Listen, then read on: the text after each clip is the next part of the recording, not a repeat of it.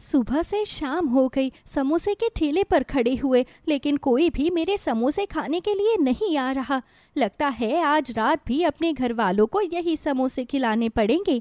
निर्मला ये बोलकर उदास हो जाती है क्योंकि सुबह से शाम हो चुकी थी, लेकिन कोई भी उसके आलू के समोसे खाने के लिए नहीं आता। जब वो अपना ठेला लेकर जा रही होती है तो कमल किशोर, जो कि सामने पाव भाजी का ठेला लगाया करता था, वो कहता है, अरे निर्मला, औरतों के बस की बात नहीं होती ठेला चलाना। ये काम आदमियों को ही शोभा देता है। औरतें तो बस हंसकर ग्राहकों को बुलाती हैं, लेकिन असली स्वाद तो आदमियों के हाथ में ही होता है। कमल किशोर, तुम्हें थोड़ा सोच समझकर बोलना चाहिए। तुम्हारी खुद की 4 लड़कियां हैं, फिर भी तुम लड़कियों को लेकर ऐसी सोच कैसे रख सकते हो? अरे लड़का हो या लड़की, दोनों एक बराबर होते हैं। अगर दोनों एक बराबर होती तो तेरे ठेले पर भी मेरे ठेले जितनी कमाई होती। हं, आई बड़ी मुझसे मुकाबला करने वाली। चली जा यहां से। निर्मला ये सुनकर उदास हो जाती है और वो कमल किशोर से ज्यादा बहस करना उस समय सही नहीं समझती और वहां से चली जाती है। जब वो घर आती है तो उसकी बेटी रिया और प्रिया उसके गले से लग जाती है और कहती है, आज तो आपको आने में बहुत देर हो गई माँ। हाँ माँ, दादी ने तो खाना बनाकर रख दिया है और दादी बोल रही थी कि हम खाना खाकर सो जाएं, लेकिन हमने बोला कि हम तो माँ के साथ ही खाना खाएंगे। माँ हमारे लिए समोसे लाई होगी ना? प्रिया, माँ रोज समोसे बचाकर थोड़ी लाती है। जब माँ के समोसे नहीं बिकते तब माँ समोसे बचाकर लाती है। आज तो माँ के सारे समोसे बिक गए होंगे। निर्मला ये सुनकर उदास हो जाती है और रिया से कहती है, नहीं रिया, आज भी मेरे सारे समोसे नहीं बिके हैं और बहुत सारे समोसे बचे हैं। अगर तुम्हें समोसे खाने हैं तो तुम समोसे भी खा सकती हो। मुझे तो माँ के समोसे बहुत पसंद है। मैं तो पूरे 4 समोसे खाऊंगी। जिसके बाद निर्मला हाथ मुंह धोकर सब लोगों के साथ में खाना खाने के लिए बैठ जाती है। उसकी सास कुसुमलता सभी लोगों को खाना परोसती है और निर्मला की थाली में थोड़े से चावल और एक समोसा रखकर कहती है, बहू, घर में बनाने को कुछ भी नहीं था। मैं पड़ोस से थोड़े से उबले चावल उधार ले आई थी। मुझे लगा ही था कि आज भी सारे समोसे नहीं बिके होंगे। हम इस समोसे से ही चावल खा लेते हैं। अब क्या कर सकते हैं माँ, मैं कितनी कोशिश करती हूँ कि मेरे सारे समोसे बिक जाए। दोपहर, शाम, रात, धूप, बारिश, बरसात, हर मौसम में अपना ठेला लेकर खड़ी रहती हूँ, लेकिन अब समोसे बिक ही नहीं रहे तो मैं क्या करूँ? सभी लोग जहाँ शांति से खाना खा रहे थे, वहीं चुलबुली प्रिया समोसे से आलू निकालकर उसमें चावल भर रही थी और उसे ऐसा करते देख निर्मला ने कहा, ये क्या कर रही हो प्रिया? ऐसे शरारत करना अच्छा नहीं होता। इसे खाने का अपमान कहते हैं। शांति से खाना खा लो। माँ, जैसे आप समोसे बनाती हो आलू के, वैसे ही मैं भी चावल का समोसा बना रही हूँ और ये टेस्टी भी लगेगा। माँ, वैसे प्रिया ठीक कह रही है। आप आलू की जगह किसी और चीज का समोसा बनाकर क्यों नहीं बेचती? रिया, आलू सबसे सस्ती है जिसे समोसे में भरकर बेचा जा सकता है। अब मैं समोसे में और क्या भरकर बेचूं? निर्मला ये बोल ही रही थी कि तभी उसकी पड़ोसन आशा ने उसके घर का दरवाजा खटखटाया और कहा, अनर्थ हो गया निर्मला बहन, मैं लुट गई, बर्बाद हो गई। क्या हो गया है आशा? तुम इतना रो क्यों रही हो और इतनी घबराई हुई क्यों हो? मुझे बताओ, क्या हुआ? निर्मला आशा को चुप करवाती है और आशा अपनी बात को पूरा करती है। तुम तो जानती हो कि मेरे पति शहर में काम करते हैं और शहर से ही घर का खर्चा भेजते हैं, लेकिन मेरे पति का शहर में एक्सीडेंट हो गया है और उनकी चिट्ठी आई है कि मैं उनकी देखभाल के लिए शहर आ जाऊं। अब मैं शहर जा रही हूँ। मेरे सास ससुर बूढ़े हैं, वो मेरी गाय की देखभाल नहीं कर पाएंगे। मैं चाहती हूँ कि तुम मेरी गाय को संभाल कर रख लो। आशा, तुम बिल्कुल भी फिक्र मत करो। अगर एक पड़ोसी के काम नहीं आएगा तो कौन आएगा? और तुम मेरी पड़ोसन नहीं, मेरी बहन जैसी हो। तुम निश्चिंत होकर जाओ और अपने पति का ख्याल रखो। मैं तुम्हारी गाय का अच्छे से ख्याल रखूंगी। सच में तुम एक बहुत अच्छी पड़ोसन हो जो मेरा हमेशा साथ देती हो। तुम चाहो तो इस गाय का दूध इस्तेमाल कर सकती हो। बस मेरी गाय का ख्याल रखना और थोड़ा दूध मेरे सास ससुर को भी दे दिया करना। तुम बिल्कुल भी फिक्र मत करो। मैं इस गाय का बहुत अच्छे से ख्याल रखूंगी और तुम्हारी सास ससुर को भी दोनों समय की रोटी सब्जी मेरे घर से चली जाएगी। आशा ये सुनकर खुश हो जाती है और उसके बाद अपने पति की देखभाल करने के लिए शहर निकल जाती है। जिसके बाद में कुसुमलता ने निर्मला से कहा, निर्मला, ये तूने कैसी जिम्मेदारी अपने सर पर ले ली है। अरे यहाँ पर हम अपनी 2 बच्चियों और अपना पेट नहीं पाल रहे हैं और तूने आशा के सास ससुर की जिम्मेदारी भी अपने सर पर ले ली। आप बिल्कुल भी चिंता मत कीजिए माँ जी, हर इंसान अपना भाग्य लेकर आता है और मैं जानती हूँ कि भगवान कोई ना कोई रास्ता तो निकाल ही देगा। उसने भी तो इतनी जिम्मेदारी से हमें अपनी गाय दे दी है। तभी समझदार रिया ने बीच में बोला, माँ, अब तो आप दूध से पनीर बनाकर पनीर के समोसे बेच सकती है। हो सकता है आपके आलू के समोसे नहीं बिके, लेकिन पनीर के समोसे बिक जाए। पनीर के समोसे तो और भी अच्छे लगते होंगे खाने में। मुझे भी पनीर के समोसे खाने हैं माँ। कल आप मुझे पनीर के समोसे बनाकर खिलाओगी ना? हाँ निर्मला, तरकीब तो सच में बहुत अच्छी है। एक काम करना, कल तू आलू के समोसे का ही ठेला लगाना और घर पर आकर पनीर के समोसे बनाकर देखना। मैं तब तक गाय के दूध से पनीर बनाने की सारी तैयारी कर लूंगी और पनीर बनाकर रख दूंगी। ठीक है, आप तीनों मिलकर तो मेरे बिल्कुल भी नहीं चलने देती। जैसा आप कह रही है वैसा ही होगा। जिसके बाद में अगले दिन निर्मला फिर से ठेला लगाने के लिए गांव के बाजार में जाती है और सुबह से शाम तक खड़ी होकर समोसे बेचती है। 1-2 ग्राहक ही उसकी दुकान पर समोसे खाने के लिए आते हैं। निर्मला बहन, तुम्हारे समोसे सच में बहुत अच्छे और सस्ते भी हैं, पर फिर भी ना जाने तुम्हारे समोसे बिकते क्यों नहीं। क्या करूं भाई साहब, मैं तो बहुत कोशिश करती हूँ कि मेरे समोसे बिक जाए, लेकिन फिर भी कोई समोसे खाने को राजी ही नहीं है। मुझे लगता है कि तुम्हें आलू की जगह किसी और चीज के समोसे बेचने चाहिए। आजकल तो लोग चाउमीन के मीठे और ना जाने कैसे कैसे समोसे बेचते हैं और तुम अभी तक आलू पर अटकी हुई हो। आप फिक्र मत करिए भाई साहब, कल से मैं पनीर के समोसे बेचने वाली हूँ और उम्मीद है कि वो सबको पसंद ही आएंगे।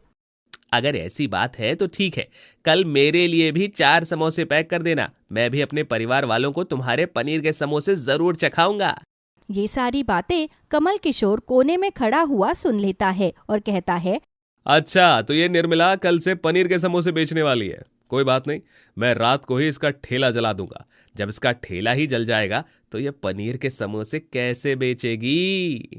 अब निर्मला समोसे बेचकर शाम के समय घर जाती है और घर जाते ही वो देखती है कि उसकी सास ने पनीर बनाकर तैयार कर दिया था। निर्मला उस पनीर के समोसे बनाती है और प्रिया और अपनी सास को खाने को देती है और सब खाकर उसकी बहुत तारीफ करते हैं। सच में निर्मला बहू, ये समोसे बहुत ही स्वादिष्ट बने हैं, मजा आ गया खाकर। हाँ माँ, आपने तो मेरा दिल ही जीत लिया। सच में ये पनीर के समोसे बहुत स्वादिष्ट है। कितने अच्छे लग रहे हैं खाने में। माँ, आप कल देखना, अगर आप ये समोसे बेचोगी तो लोग फैन हो जाएंगे आपके समोसे के। तो फिर देर किस बात की, अब से मैं रोज पनीर के समोसे ही बेचूंगी और फिर हमारी बिक्री बढ़ जाएगी और सारी परेशानियां दूर हो जाएगी। जहां पर पूरा परिवार बैठकर पनीर के समोसे खा रहा था, तो वहीं कमल किशोर निर्मला के ठेले को आग लगाने के लिए हाथ में मिट्टी का तेल और माचिस लेकर निर्मला के घर के बाहर आता है। लेकिन उसे नहीं पता था कि निर्मला के घर के बाहर एक गाय बंधी हुई थी और वो कमल किशोर को देखते ही शोर मचाना शुरू कर देती है और कमल किशोर डर जाता है और कहता है, निर्मला के घर के बाहर ये गाय कहाँ से आ गई? इसके घर के बाहर तो कोई गाय नहीं थी।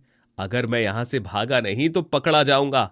कमल किशोर भागने की कोशिश करता है, लेकिन तब तक रिया, प्रिया, निर्मला और कुसुमलता जाकर उसे पकड़ लेती है। तुम तो कहते थे कि औरतें कभी भी आदमियों का मुकाबला नहीं कर सकती, फिर इस तरह बुज़दिल बनकर मेरे ठेले को जलाने की क्या जरूरत थी? बहू, बस बहुत हो गया। अब इसका फैसला पंचायत करेगी कि इसके साथ क्या करना है। अब अगले दिन पंचायत बैठाई जाती है, जहां पर 5 पंचों को इस बारे में पता चलता है और पंचायत ये फैसला करती है, कमल किशोर के घर में 4 बेटियां हैं, फिर भी निर्मला जैसी औरत जो अकेली अपनी 2 बेटियों को और अपनी सास को पाल रही है, उसने उसके ठेले को तोड़ने की कोशिश की।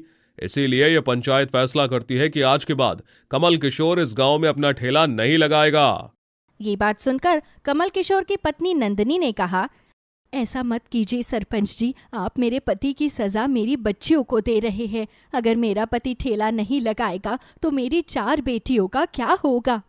नंदनी ये बोलकर रोने लगती है। निर्मला भी अकेली अपनी दो दो बेटियों को पाल रही थी, इसलिए वो नंदनी का दुख अच्छे से समझती थी। वो अपना दिल बड़ा करती है और पंचायत में कहती है, कोई बात नहीं सरपंच जी, मैंने कमल किशोर को माफ किया। उसे भी याद रहेगा कि उसने कितना बड़ा पाप किया था और फिर भी एक औरत ने उसे माफ कर दिया।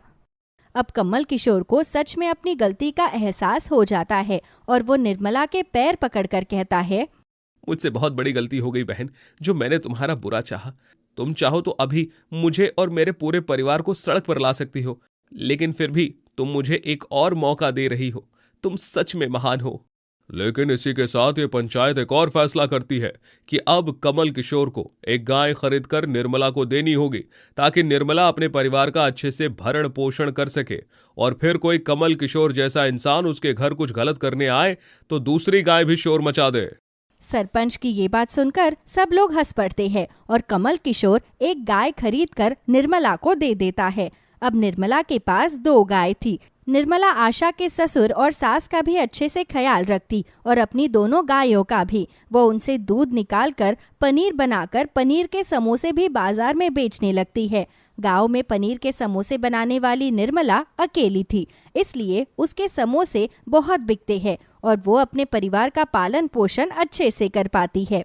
तीज का त्योहार आने वाला था। सरला ने सोचा कि वो भी इस बार बाजार में चूड़ियों की दुकान लगा लेगी। सरला के पिताजी एक समय में चूड़ी बनाने का काम किया करते थे। इकलौती बेटी सरला ने भी चूड़ी बनाने का काम अपने पिता से ही सीखा था। शादी होने के बाद सरला अपने घर गृहस्थी में इतना खो गई कि वो अब चूड़ियां नहीं बनाती थी। वो अपनी खुशहाल जिंदगी में बहुत खुश थी। पिताजी के गुजर जाने के बाद पिताजी के यहाँ का घर-बार और जमीन सब उसके पति मोहन ने बेच दी। तब तक वो 2 बच्चों की माँ भी बन गई थी। मोहन ने जब इतना सारा पैसा एक साथ देखा तो उसने सरला से कहा, सुनो सरला, पैसा पास में पड़ा रहेगा तो खत्म हो जाएगा। मैं सोच रहा हूँ कि दूसरे शहर जाकर व्यापार कर लेता हूँ, वरना सारी जिंदगी ऐसे ही मजदूरी करते करते निकल जाएगी। लेकिन इसके लिए दूसरे शहर जाने की क्या जरूरत है? कोई छोटा मोटा व्यापार आप यहाँ पर भी तो डाल सकते हैं।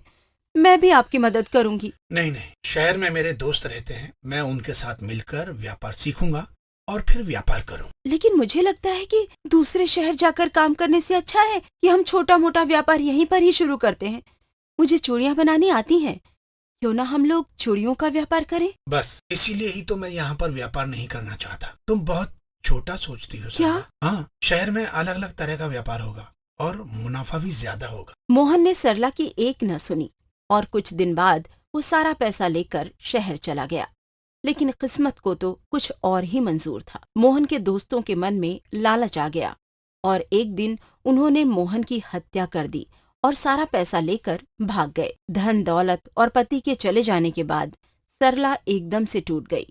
गरीबी ने उसका घर देख लिया। वो अपने दोनों बच्चों के लिए किसी न किसी तरह खाने का जुगाड़ कर लेती, लेकिन बाकी की सभी जरूरतें मुंह फाड़े उसके आगे खड़ी रहती। अपनी जिंदगी में उसने कभी भी इतनी आर्थिक तंगी नहीं देखी थी जो अब उसके सामने थी। वो जहां भी काम मांगने जाती सब उसका तिरस्कार कर देते और जो लोग तिरस्कार नहीं करते वो उसकी मजबूरी का फायदा उठाने की कोशिश करते। यहाँ तक कि सरला भीख मांगने के लिए भी मजबूर हो गई। मंदिर के बाहर, भगवान के लिए खाने के लिए कुछ दे दीजिए, मेरे बच्चे कई दिन से भूखे हैं। अच्छी भली जवान पड़ी हो, फिर काम क्यों नहीं करती हो? काम इतनी आसानी से नहीं मिलता। मेरे बच्चे भूखे हैं, कृपा करके मुझे कुछ पैसे दे दीजिए। तुम लोगों ने तो धंधा बना रखा है। मंदिर में हम दर्शन करने के लिए आते हैं, तुम लोगों को चंदा देने के लिए नहीं। मैं सब जानती हूँ, तुम लोग पैसा इकट्ठा कर लेते हो। हटो मेरे सामने से, नहीं है मेरे पास पैसे देने के लिए। कसम खाकर कहती हूँ अपने बच्चों की, मेरे पास एक भी पैसा नहीं है। होता तो मैं अपने बच्चों के लिए यहाँ आपसे भीख मांगती। भगवान के वास्ते कुछ दे दो। लेकिन वो औरत सरला को धक्का देकर आगे निकल जाती है। तब एक आदमी को सरला पर तरस आ जाता है और वो उसे खाना लाकर देता है। भगवान आपको हमेशा खुश रखे, आपके बच्चों की उम्र लंबी करे। बुरा मत मानना, लेकिन यहाँ पूरा पूरा दिन लोगों की मिन्नतें करने से तो अच्छा है कि तुम कोई काम धंधा कर लो। कुछ तो तुम्हें आता ही होगा करना। अरे भाई, झाड़ू पोछा, खाना बनाना, सिलाई कढ़ाई, ये सब तो औरतों को आता ही है। सिलाई कढ़ाई? नहीं नहीं, वो तो मुझे नहीं आती। पर हाँ, मुझे चूड़ियाँ बनानी आती हैं। क्या कहा तुमने? हाँ तुम्हें चूड़ियां बनानी आती हैं? हाँ। अरे वाह! और फिर भी तुम यहाँ बैठकर भीख मांग रही हो। सुनो, मैं चूड़ियों का व्यापार करता हूँ। अगर तुम चूड़ियां बनाना जानती हो तो क्यों ना तुम मेरी फैक्ट्री में आकर काम करो। ये सुनकर सरला बहुत खुश होती है। क्या क्या सच कह रहे हैं आप? मुझे काम दे रहे हैं? मैं बहुत दिल लगाकर काम करूंगी, बहुत दिल लगाकर। सच बताओ, तुमने मुझसे सच तो कहा है ना? तुम सचमुच में चूड़ियां बनाना जानती हो ना? क्योंकि चूड़ियां बनाना इतना भी आसान नहीं है। गर्म भट्टी के सामने बैठकर पिघलते हुए कांच को सांचे में डालना। हाँ हाँ, मुझे आता है काम। मैंने बचपन से अपने पिताजी के साथ यही काम किया है। ये तो किस्मत की मार थी जो मुझे यहाँ बैठना पड़ा। मैं बहुत मेहनत से काम करूंगी, कभी शिकायत का मौका नहीं दूंगी। तो ठीक है, कल बड़े बाजार आ जाना और वहां पर किसी से भी पूछ लेना, सुंदरलाल चूड़ी वाला कहाँ पर है। सरला बहुत खुश होती है। अगले दिन सुबह वो अपनी पड़ोसन के पास बच्चों को छोड़कर बड़े बाजार जाती है। वहां वो सुंदरलाल का पता पूछती है तो एक आदमी उसकी फैक्ट्री के बारे में बताता है। उसकी फैक्ट्री में पहले से ही 3 लोग काम कर रहे थे। एक औरत को वहां पर आया हुआ देखकर तीनों हैरान थे। अरे आओ आओ, तुम्हारा नाम तो मैं पूछना भूल ही गया। जी, मेरा नाम सरला है। सरला? हाँ। वाह, अच्छा सुनो सरला, जी। ये तीनों यहाँ पर चूड़ी बनाने का काम करते हैं। अच्छा। तुम्हें भी इन्हीं लोगों के साथ मिलकर ये काम करना है। ठीक है ठीक है, मुझे कोई दिक्कत नहीं है साहब। तो ठीक है, तुम बुरा मत मानना, लेकिन मैं एक बार देखना चाहता हूँ कि तुम्हें ये काम आता भी है या नहीं। सरला अपनी साड़ी के पल्ले को ठीक करते हुए भट्टी के पास जाती है। वहां पर वो कांच को पिघलाती है, फिर चूड़ी बनाने के सांचे में उसे डालती है और चूड़ियां तैयार करने लगती है। सुंदरलाल उसे काम पर रख लेता है। अब रोज सुबह सरला वहां जाकर चूड़ी बनाने का काम करती है। कभी कभी तेज जलती हुई भट्टी से आग की लपटें उसके चेहरे और हाथों को झुलसाती हैं, तो कभी गर्म कांच उसके हाथों को छू जाता। लेकिन वो तब भी खुश थी, क्योंकि अब वो थोड़े पैसे कमा रही थी, जिससे वो अपने बच्चों की जरूरतें पूरी कर सकती थी। वो अपने दोनों बच्चों का स्कूल में एडमिशन करा देती है। एक दिन सुबह, माँ, हमारी टीचर कह रही थी कि सर्दियाँ शुरू होने वाली हैं, इसलिए हम सबको हरे रंग का स्वेटर खरीदना है। ठीक है बेटा, अगले महीने मैं स्वेटर ले लूंगी। अभी तो सर्दियाँ शुरू होने में काफी समय है। माँ, टीचर ने इसलिए बोला क्योंकि हम दोनों को नहीं पता था ना कि हमारे स्वेटर का रंग हरा है। ठीक है मेरे बच्चों, मैंने सुन लिया है। चलो, अब देर हो रही है, तुम दोनों स्कूल जाओ। और हाँ सुनो, दिल लगाकर मेहनत करना। सरला के दोनों जुड़वा बच्चे खुशी खुशी स्कूल चले जाते हैं। स्वेटर का सुनकर सरला भी सोच में पड़ जाती है।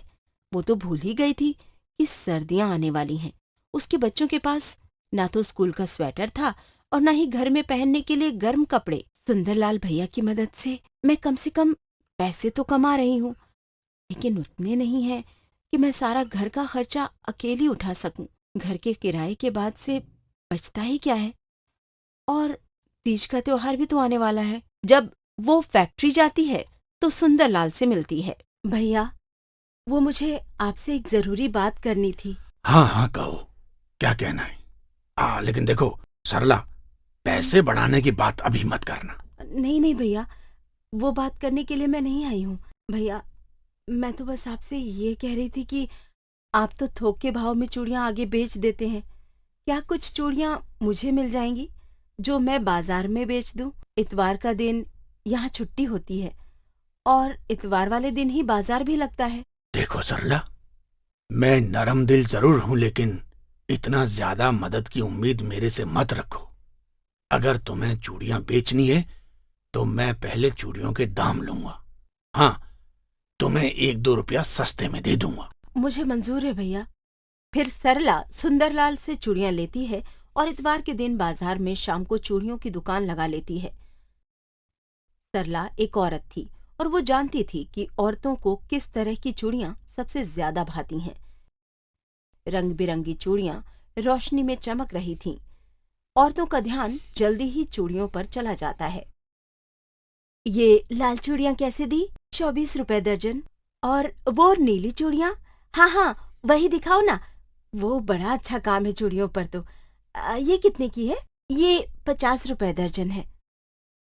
सरला ने चूड़ियों के दाम थोड़ा कम करके बताए ताकि उसकी चूड़ियां बिक सकें, और फिर जैसा उसने सोचा था बिल्कुल वैसा ही हुआ। सस्ते दामों की चूड़ियां देखकर जल्दी ही औरतों की भीड़ वहां पर लग गई। सच में बहन, चूड़ियों में तो आग लगी पड़ी है। पता नहीं कैसे इतनी सस्ती चूड़ियां यहाँ कैसे मिल गईं। जरा धीरे बोल, अगर उसने सुन लिया तो दाम बढ़ा देगी। कुछ भी कहो, चूड़ियों के डिजाइन बड़े सुंदर हैं इसके पास। इस बार तो मेरी इच्छा पूरी हो गई। हर बार सोचती थी कि चूड़ियों से हाथ भर लूंगी, लेकिन इतनी महंगी होती थी कि खरीदी नहीं जाती थी। इस बार तो मेरी माँ की मुराद पूरी हो गई है। सभी औरतें जल्दी जल्दी सरला से चूड़ियां खरीद लेती हैं और बाजार उठने तक सरला के पास कुछ एक ही चूड़ियां बची हुई थीं। ये देखकर सरला बहुत खुश होती है। अच्छा हुआ मुझे ये ख्याल आ गया, तीज का त्योहार है और चूड़ियां भी बिक रही हैं। कल सुबह मैं और चूड़ियां ले लूंगी। इससे जो भी सुंदरलाल भैया का बनता है वो मैं उनको दे दूंगी। यही सोचकर सरला घर आती है। दोनों बच्चे भूखे प्यासे अपनी माँ का इंतजार कर रहे थे। अरे, तुम दोनों अभी तक भूखे बैठे हो? रुको, मैं जल्दी जल्दी कुछ बना देती हूँ। अगली बार तुम दोनों को बाजार लेकर जाऊंगी। मेरी भी मदद हो जाएगी और तुम अकेले भी नहीं रहोगे। माँ, तुम बाजार में क्या कर रही थी? बेटा, मैं वहाँ पर चूड़ियाँ बेच रही थी। माँ, वही चूड़ियाँ जो आप बनाती हैं? हाँ, वही चूड़ियाँ जो मैं सुंदरलाल भैया की फैक्ट्री में बनाती हूँ। मैंने उनसे कुछ चूड़ियाँ ले ली थी जिन्हें मैं बाजार में बेच रही हूँ। माँ, क्या वो चूड़ियाँ घर पर नहीं बन सकती? आप घर पर भी तो चूड़ियाँ बनाकर बेच सकती हैं। हम भी आपकी मदद करेंगे। अपनी बेटी की बात सुनकर सरला थोड़ा सा सोच में पड़ जाती है। वो अपने बच्चों को खाना बनाकर खिलाती है और फिर अपनी बेटी की बात को सोचने लगती है। गुड़िया ठीक ही तो कह रही है। जो मेहनत मैं फैक्ट्री में जाकर करती हूँ, उतनी मेहनत अगर मैं घर पर करूँ तो मुझे चूड़ियाँ खरीदनी नहीं पड़ेंगी और मुझे दाम भी अच्छे मिलेंगे। बाबा के साथ जब मैं जाती थी तो मुझे भी पता है कि कच्चा माल कहाँ से मिलता है। सरला सोच लेती है कि वो अपने हाथों से खुद घर पर चूड़ियाँ बनाएगी और उन्हीं को बेचेगी। कुछ दिन वो फैक्ट्री जाती है, सुंदरलाल से चूड़ियाँ खरीदकर इतवार बाजार में बेचती है। फिर वो कुछ पैसे इकट्ठे करके एक दिन कच्चा माल खरीद कर ले आती है। एक भट्टी घर में ही तैयार करती है और खुद अपने हाथों से चूड़ियाँ तैयार करके वो बाजार में बेचने जाती है। अब उसे ज्यादा मुनाफा हो रहा था। वो घर पर रहकर बच्चों का भी ध्यान रख रही थी और चूड़ियाँ बनाकर बेच भी रही थी। जल्दी ही उसकी माली हालत अच्छी होने लगती है। अब सरला बहुत खुश थी। उसने अपनी मेहनत और लगन से खुद को मजबूत बना लिया है। बहुत समय पहले की बात है। एक गांव में एक लड़का रामू अपनी माँ के साथ खुशी खुशी रहता था। उसके पास एक छोटा सा सेब का बगीचा था जिसकी वह बड़े चाव से देखभाल करता था। वह अपने बगीचे के सेबों को पास के एक शहर में बेचने के लिए ले जाता था और उन सेबों को बेचने के बाद जो पैसे उसको मिलते थे उससे उसका गुजारा चलता था। परंतु जैसे जैसे समय बीतता गया उसके सेब के पेड़ खराब होने लगे। पेड़ों पर लगे सभी फलों पर दाग धब्बे लगने लगे जिससे उसके फल को कोई नहीं खरीदता था। जब भी वह किसी फल के व्यापारी के पास जाता तो वो उसके फल नहीं खरीदता और कहता, अरे इतने गंदे और दाग धब्बे वाले फल कहाँ से ले आए तुम? कोई नहीं खरीदना चाहेगा ऐसे सेब। मुझे नहीं चाहिए ये फल। रामू उसको अपने सेब बेचने की कोशिश करता है और कहता है, नहीं भैया, आप सेब को खाकर तो देखो, बहुत स्वादिष्ट हैं। अरे तुम्हारे सेब कितने गंदे हैं, इतने गंदे सेबों को खरीदेगा कौन? और जब ये सेब दिखने में ही इतने खराब हैं तो खाने में तो खराब होंगे ही ना। नहीं मुझे नहीं चाहिए ये फल। चलो चलो निकलो यहाँ से, कहीं और जाकर बेचो ये सड़े हुए सेब। रामू शहर के सभी फल व्यापारियों के पास जाता है, पर उससे कोई भी फल नहीं लेता और कहता है कि उसके सेब बहुत ही खराब हैं और कोई भी उसके फलों को नहीं खरीदेगा, तुम किसी और को बेचो। इस तरह से निराश होकर रामू अपने गांव वापस आ जाता है। अब तो ये रोज का हो गया था। वह रोज शहर जाता और बिना सेब बेचे वापस आ जाता। कोई भी उसके सेब नहीं खरीदता था। उसके सेब पड़े पड़े ऐसे ही सड़ने लगे, जिनको देखकर रामू को बहुत दुख होने लगा और धीरे धीरे उसकी जमा पूंजी सब खत्म होने लगी और वह बहुत ही गरीब हो गया। उस पर बहुत सारा कर्जा भी हो गया था। अब तो कर्जदारों ने उसके घर का सामान उठाना भी शुरू कर दिया ताकि वह अपने कर्जे की रकम को वसूल कर सकें। उन्हीं कर्जदारों में से एक था एक जमींदार। जमींदार के पास एक बहुत बड़ा सेब का बगीचा था। जमींदार बहुत ही ज्यादा लालची था। जमींदार के बाग के सेब बहुत मीठे और स्वादिष्ट होते थे, जिस कारण से सब व्यापारी और ग्राहक उससे ही सेब खरीदते थे। इसी वजह से वह अपने सेबों को बहुत ऊंचे दाम में बेचता था। जमींदार को रामू का गांव में रहना पसंद नहीं था, क्योंकि बहुत समय पहले रामू के पिता ने जमींदार के खिलाफ शिकायत कर दी थी। तब से जमींदार रामू और उसके परिवार को बिल्कुल भी पसंद नहीं करता था और रामू की यह हालत देखकर वह मन ही मन बहुत खुश होता है। रामू, मैंने सुना है तुम पर बहुत सारा कर्ज हो गया है और अब तुम्हारे सेब के पेड़ भी खराब हो गए हैं। तुम्हारे पास और कुछ नहीं बचा करने को। मेरे पास तुम्हारे लिए एक काम है। अगर तुम वो काम करते हो तो तुम्हारा कर्जा भी उतर जाएगा और तुम गरीब भी नहीं रहोगे। अगर तुम चाहो तो मेरी दुकान पर काम कर सकते हो। मेरी दुकान पर काम करने से तुम्हारा सारा कर्ज उतर जाएगा, वरना तुमको सड़क पर आने से कोई नहीं रोक सकता। ये कहकर जमींदार जोर जोर से हंसने लगा। जमींदार को हंसता हुआ देखकर रामू को बहुत गुस्सा आता है। अरे ओ जमींदार, तुझे तेरे पैसों पर बहुत घमंड है ना। देखना, एक दिन मैं तुझे अमीर बनकर दिखाऊंगा और तेरे इस घमंड को चूर चूर करूंगा। तुझ जैसे लालची इंसान के यहाँ काम करने से तो अच्छा है कि मैं सड़क पर ही रहूं। रामू की यह बात सुनकर जमींदार को बहुत गुस्सा आया और वह कहने लगा, बेवकूफ, मैं तो यहाँ तेरे भले की बात करने आया था, पर लगता है तुझको समझ नहीं आया। कोई बात नहीं, मैं भी देखता हूं तू मुझसे बड़ा अमीर कैसे बनता है। सुन, तेरे पास कर्ज उतारने के लिए 1 महीने का समय है। अगर इस 1 महीने के अंदर अंदर तूने मेरा कर्जा नहीं उतारा तो मैं तेरा ये घर और घर का सारा सामान सब बेच दूंगा और अपना कर्जा वसूल कर लूंगा। ध्यान रखना मेरी बात को। सिर्फ 1 महीने का वक्त है तेरे पास। इतना कहकर जमींदार गुस्से में रामू के घर से निकल जाता है। जमींदार के जाने के बाद रामू दुखी होकर अपनी माँ की गोद में सर रखकर लेट जाता है और अपनी माँ से कहता है, माँ, अब हम कैसे सबका कर्ज उतारेंगे? मुझे तो अब कोई भी कर्ज नहीं दे रहा है। मुझे समझ नहीं आ रहा कि मैं कैसे करूंगा। अब क्या करेंगे हम? अगर मैंने कर्जा नहीं चुकाया तो ये लालची जमींदार हमारे घर को बेच देगा और हमारे पास रहने के लिए भी जगह नहीं बचेगी। मुझे तो कुछ समझ नहीं आ रहा। उसकी ऐसी बातें सुनकर उसकी माँ उसको प्यार से समझाती है और कहती है, बेटा, तुमको हार नहीं माननी चाहिए। तुम शहर जाकर एक बार कोशिश क्यों नहीं करते हो? क्या पता वहां से कोई रास्ता मिल जाए तुमको और हम उस लालची जमींदार का कर्जा भी उतार पाएं। अपनी माँ की यह बात सुनकर रामू निश्चय करता है कि वह शहर जाकर किसी से कुछ मदद मांगेगा। क्या पता कोई मदद मिल जाए। अगले दिन वह सुबह उठकर शहर की तरफ निकल जाता है। वह वहां पहुंचकर वहां के व्यापारियों से बात करता है और उनसे कुछ पैसे उधार मांगता, पर वहां कोई उसको जानता नहीं था और किसी अनजान आदमी को कोई भी कर्जा नहीं देना चाहता, जिस वजह से उसको भी कर्जा नहीं मिलता। वह पूरा दिन यहाँ वहां भटकता है, पर कोई भी उसकी मदद के लिए तैयार नहीं होता। थक हार कर दुखी मन से वह घर वापस की तरफ चल देता है। जब वह घर की तरफ जा रहा होता है तो रास्ते में उसको सड़क पर एक साधु बाबा गिरे हुए दिखते हैं। वह दौड़कर वहां जाता है और देखता है कि वह बेहोश हो गए हैं। वह उनको होश में लाने की कोशिश करता है, पर जब साधु बाबा को होश नहीं आता तो वह तुरंत अपने थैले में से पानी निकालता है और कुछ छींटे साधु बाबा के मुंह पर मारता है, जिससे साधु बाबा को होश आ जाता है। जैसे ही साधु बाबा को होश आता है तो वह कहते हैं, साधु बाबा, आप ठीक तो है ना? हाँ हाँ बेटा, मैं बिल्कुल ठीक हूँ।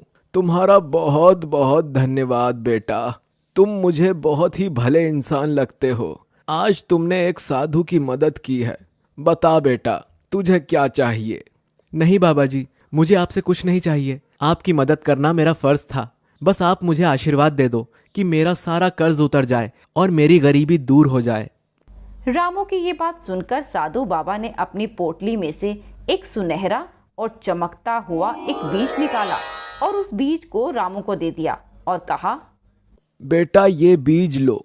ये कोई साधारण बीज नहीं है, ये एक जादुई बीज है। हाँ, ध्यान रहे, इस बीज को बोते समय तुम जिस भी फल का नाम लोगे, ये उसी फल का पेड़ बन जाएगा। ये सब बातें बोलकर साधु बाबा वहां से चले जाते हैं। रामू उस चमकीले बीज को देखता है और सोचता है, क्या सच में ये एक जादुई बीज है? रामू ने बीज को अपने थैले में रखा और वापस अपने गांव की तरफ चल दिया। अपने घर पहुंचकर उसने जादुई बीज वाली बात अपनी माँ से बताई और अगले दिन उस जादुई बीज को उसने अपने बगीचे में बो दिया। और जैसा साधु बाबा ने कहा था कि बीज बोते समय जिस भी फल का नाम लोगे उसी फल के पेड़ बनेंगे, तो रामू ने बीज बोते समय सेब के फल का नाम लिया। रामू ने उस बीज की अच्छे से देखभाल करनी शुरू कर दी और देखते ही देखते 2 दिनों के अंदर वह बीज एक पौधे में बदल गया।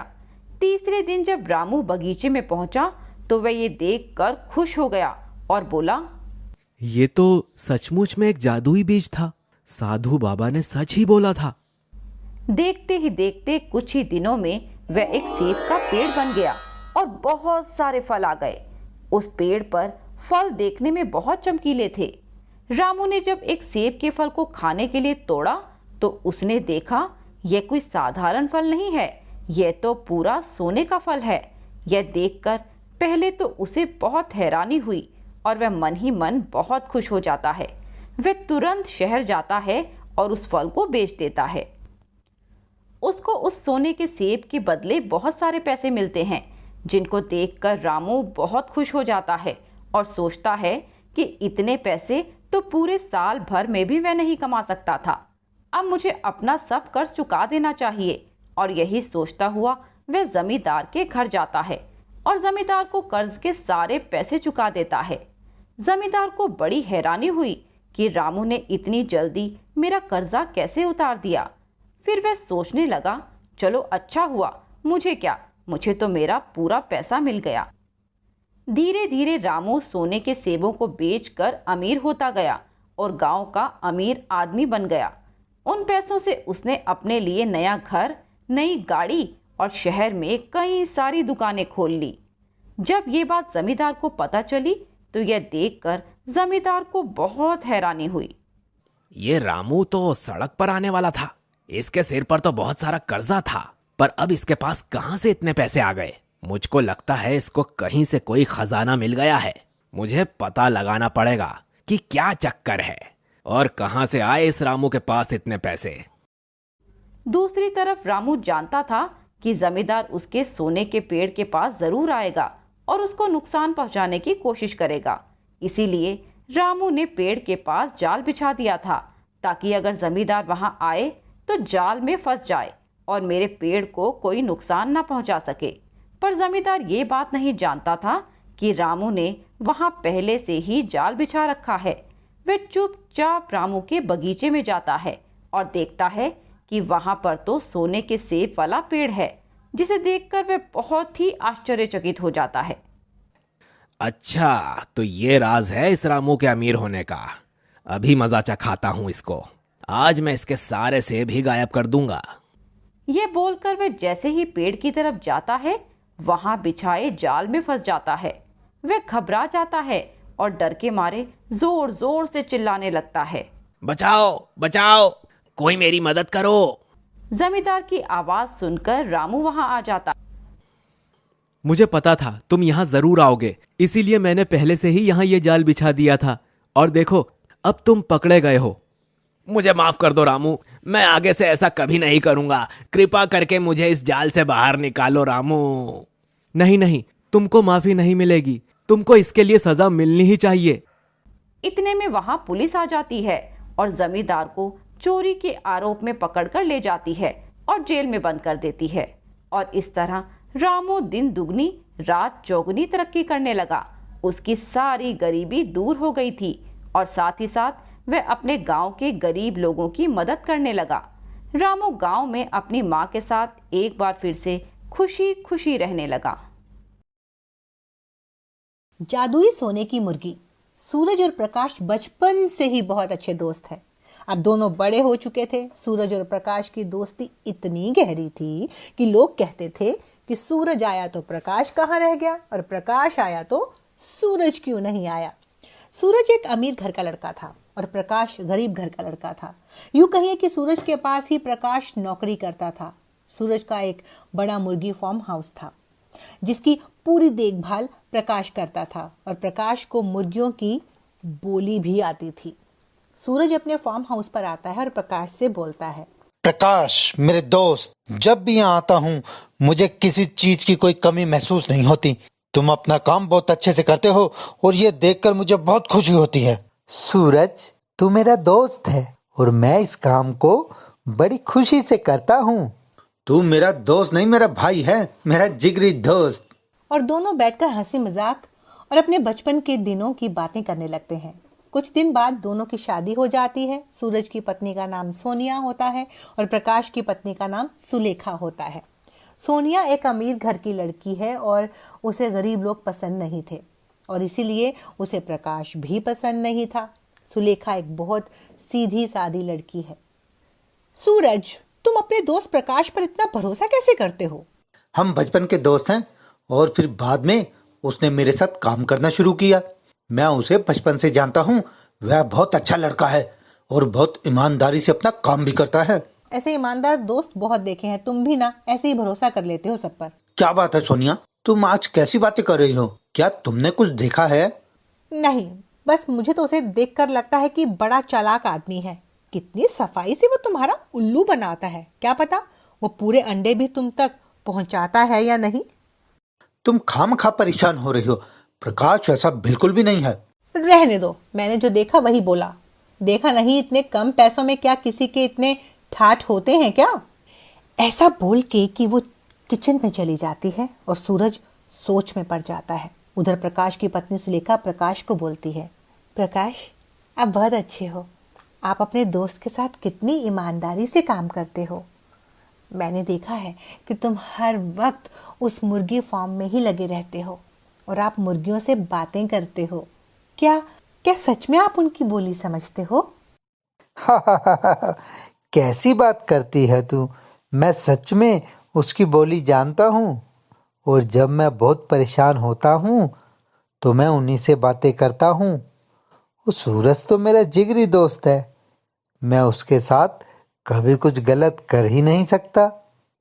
सुलेखा, सूरज का परसों जन्मदिन है तो उसके लिए कुछ अच्छा सा बनाना। मैं सोच रहा हूँ कि इस बार उसको जन्मदिन पर कोई गिफ्ट दूं। सूरज के जन्मदिन वाले दिन प्रकाश सुबह से लेकर शाम तक सूरज का इंतजार करता है, पर वो ना तो उसे फोन करता है और ना ही उससे मिलने आता है। प्रकाश सोचता है कि शायद वो बिजी होगा। क्या हुआ अगर मैं बिन बुलाए अपने दोस्त के घर चला जाऊं? प्रकाश फिर सुलेखा को बोलता है, सुलेखा, शायद सूरज भूल गया मुझे बुलाना। कोई बात नहीं, तुमने जो उसके लिए गिफ्ट बनाया है वो मुझे दे दो, मैं उसके घर जाकर उसको दे आता हूँ। आज सूरज भैया कैसे भूल गए आपको बुलाना? अरे वह बिजी होगा जरूर। ऐसा कभी नहीं हुआ कि वो मुझे अपने जन्मदिन पर ना बुलाए। अरे सूरज, आज प्रकाश नहीं आया, तूने उसे नहीं बुलाया अपने जन्मदिन पर?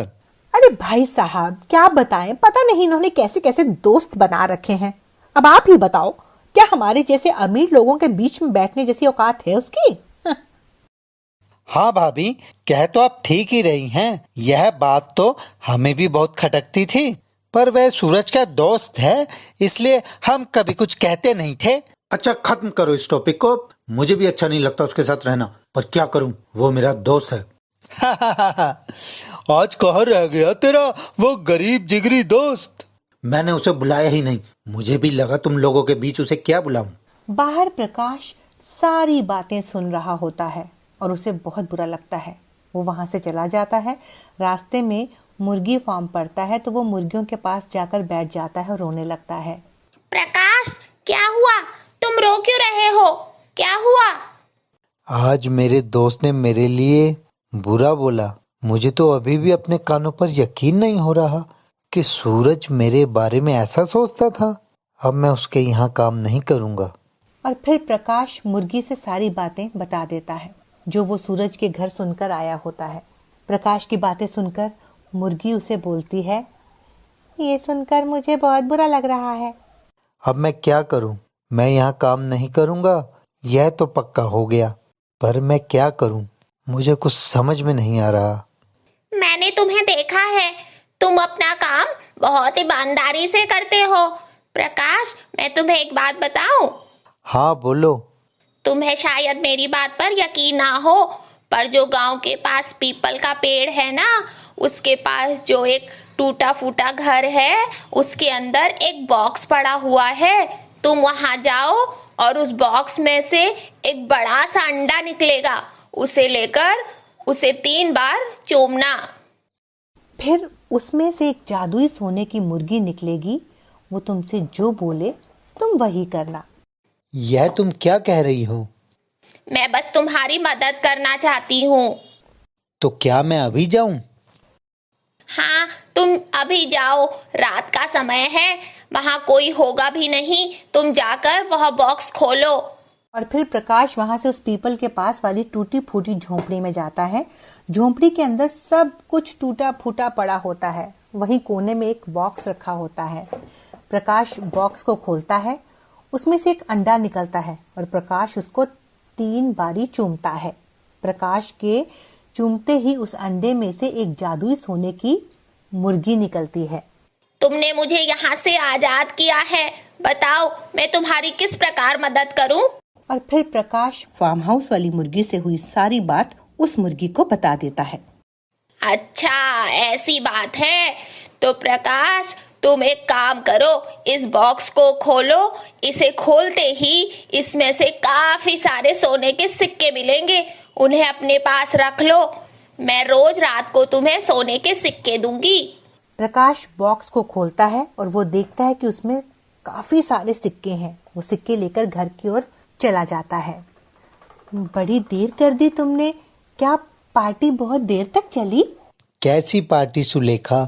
वह लोग तो मेरी गरीबी का मजाक उड़ा रहे थे और जोर जोर से मेरे ऊपर हंस रहे थे। मैं गरीब हूँ, इसमें मेरी क्या गलती है? और ऐसी अमीरी का भी क्या फायदा जो गरीब की गरीबी के ऊपर ऐसे हंसा जाए। और फिर वो सारी बात सुलेखा को बता देता है और जादुई सोने की मुर्गी की भी। अब प्रकाश रोज रात को सोने वाली मुर्गी के पास जाता और वहां से बहुत सारी अशर्फियां लेकर आता। धीरे धीरे प्रकाश अमीर होने लगा।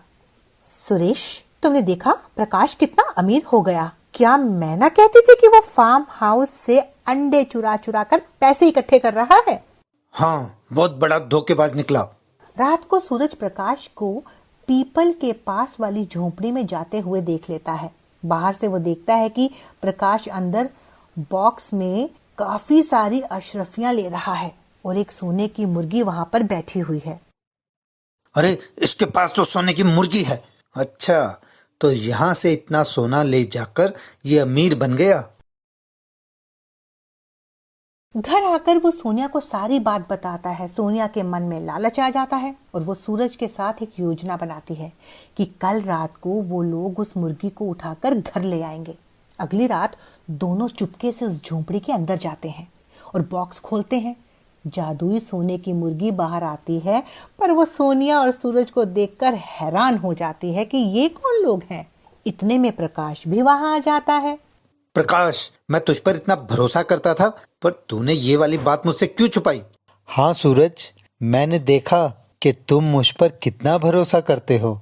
अपने जन्मदिन पर तू अपने अमीर दोस्तों के साथ बैठकर मेरी खुददारी और मेरी गरीबी का मजाक बना रहा था। तो क्या गलत बोल रहा था? देख तेरी धोखेबाजी। बता ये सोने की मुर्गी कहाँ से आई? और ऐसा बोलकर सूरज जादुई सोने की मुर्गी को पकड़ने लगा, पर सोने की मुर्गी अचानक से बहुत बड़ी बन गई और सूरज के सर पर चोट मारने लगी, जिससे उसके सर से खून निकलने लगा। भाग जा यहाँ से, वरना मैं तेरा और तेरी बीवी का वही हश्र करूंगी कि तुम किसी को अपना चेहरा नहीं दिखा पाओगे। तुम लालची लोग, तुम किसी को कुछ नहीं समझते। बस करो, इनको इतनी सजा मिल गई, यही बहुत है। अब इनको अपनी गलती समझ में आ गई होगी। फिर सोनिया और सूरज वहां से भाग जाते हैं। प्रकाश जादुई सोने की मुर्गी से बोलता है, इन लोगों ने तुम्हें देख लिया, अब और लोगों को भी बताएंगे। इस तरह सब लोग आकर तुम्हें परेशान करेंगे। इसलिए मैं चाहता हूँ कि तुम यहाँ से हमेशा के लिए चली जाओ, जहाँ पर तुम जाना चाहो। प्रकाश, ये तुम क्या बोल रहे हो? अगर मैं यहाँ से चली गई तो तुम्हें ये सोने के सिक्के कैसे दूंगी? तुम्हारा बहुत बहुत धन्यवाद मुझे अब तक ये सब देने के लिए। लेकिन अब मेरे पास बहुत धन है और मेरा काम भी अच्छा चल रहा है। अब तुम ये किसी और जरूरतमंद इंसान को दे सकती हो। तुम बहुत अच्छे हो प्रकाश, तुम सबकी परेशानी समझते हो। हाँ, मैं यहाँ से जाने के लिए बिल्कुल तैयार हूँ, लेकिन जब भी तुम्हें मेरी जरूरत हो तुम मुझे सच्चे मन से बुला लेना, मैं तुम्हारे पास आ जाऊंगी। तुम्हारा बहुत बहुत धन्यवाद। सोने की मुर्गी वहां से चली जाती है और प्रकाश भी वहां से चला जाता है। प्रकाश अब मेहनत से अपना काम करता था। उसने बहुत तरक्की की और उसने वहां पर बहुत नाम कमाया। वो गरीबों की भी बहुत मदद करता था। प्रकाश ने आज भी उन मुर्गियों को अपने साथ रखा हुआ था और हर रोज शाम को उनके साथ बातें भी किया करता था।